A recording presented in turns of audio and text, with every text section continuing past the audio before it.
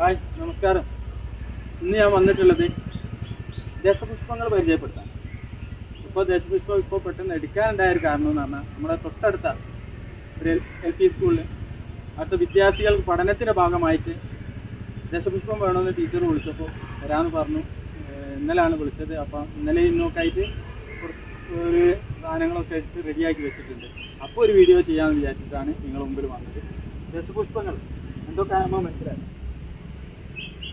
ഇതിപ്പോൾ ദേശപുഷ്പത്തിലെ ഒരു പ്രധാന ഔഷധമാണ് കഞ്ഞെണ്ണ, കേശവർദ്ധന,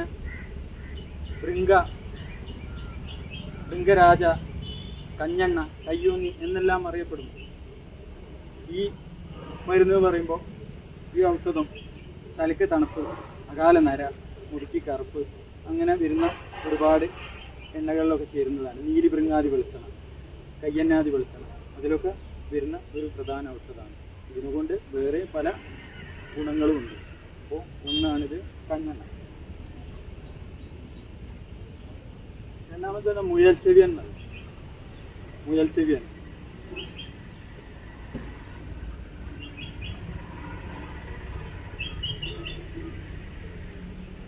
തിരുതാളി.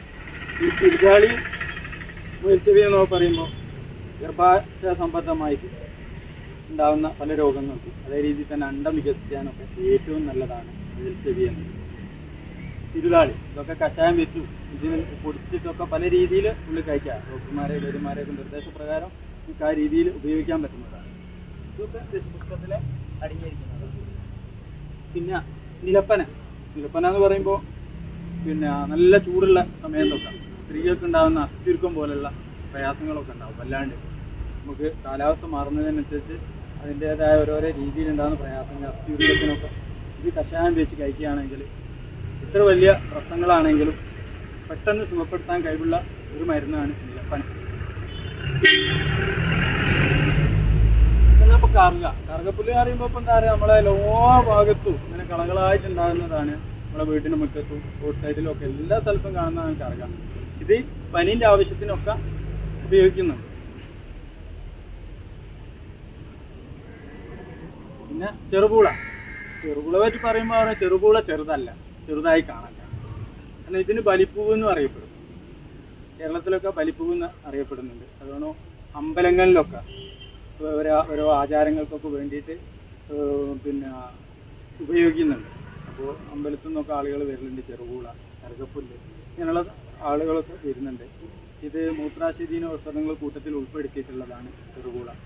ഇത് അതുകൊണ്ട് ഉദര സംബന്ധമായിട്ടുള്ള ഈ ചെറുപൂളയൊക്കെ പറയാൻ ഒരുപാട് സമയമുണ്ട്, ഇപ്പോൾ അറിയാനുണ്ട്. പക്ഷേ ഇപ്പോൾ സമയമില്ലാത്തത് കൊണ്ട് ഞാൻ ജോലിൻ്റെ ഇടയിലായതുകൊണ്ട് ഒരു വീഡിയോ ചെയ്യുന്നതിനായി. അപ്പോൾ ചെറുപൂളൻ്റെ അവസ്ഥ അങ്ങനെയാണ്. എന്ന രീതിയിൽ തന്നെ ഉയിഞ്ഞ ഞാൻ നേരത്തെ പറഞ്ഞ മാതിരി തന്നെ നീലിഭൃങ്ങാതി വെളിച്ചെണ്ണയിലൊക്കെ വരുന്ന അടങ്ങിയിരിക്കുന്ന ഒരു മരുന്നാണ്. മുടി സംബന്ധമായിട്ടൊക്കെ വളരെ നല്ല മുടി പൊട്ടിപ്പോകുന്ന ആളുകളുണ്ടാവും, ആരെങ്കിലും കൊണ്ട് പ്രയാസപ്പെടുന്ന ആളുകളുണ്ടാവും.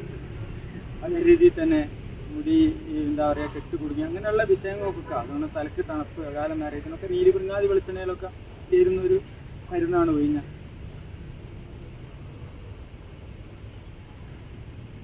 പിന്നെ മുക്കുറ്റിൻ്റെ കാര്യം പറയാത്തതല്ലേ.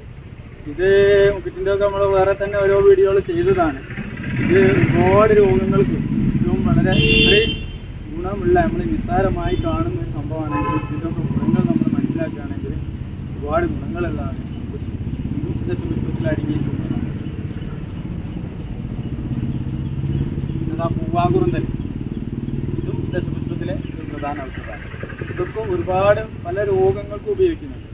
നമ്മളിപ്പം ഉദര സംബന്ധമായിട്ടുള്ളതാണെങ്കിൽ അതിന് ഉപയോഗിക്കാം. അങ്ങനെ ഓരോ സാധനങ്ങളും പല വ്യത്യസ്ത രോഗങ്ങൾക്ക് ഉപയോഗിക്കാൻ പറ്റുന്നതാണ്. ഈ ദേശപുഷ്പത്തിൽ അടങ്ങിയിരിക്കുന്ന സാധനങ്ങളാണ് ഞാനിപ്പോൾ ഇത്രയും പരിചയപ്പെടുത്തിയത്.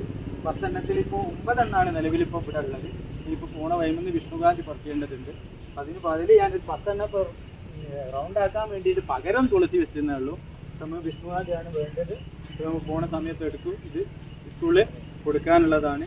അപ്പോൾ ഇതുപോലുള്ള നല്ല വീഡിയോകൾ കാണുന്നതിന് വേണ്ടി നിങ്ങൾ എൻ്റെ ചാനൽ സബ്സ്ക്രൈബ് ചെയ്തിട്ടില്ല, സബ്സ്ക്രൈബ് ചെയ്യുക, കമൻറ്റ് ചെയ്യുക, ലൈക്ക് ചെയ്യുക, ഷെയർ ചെയ്യുക.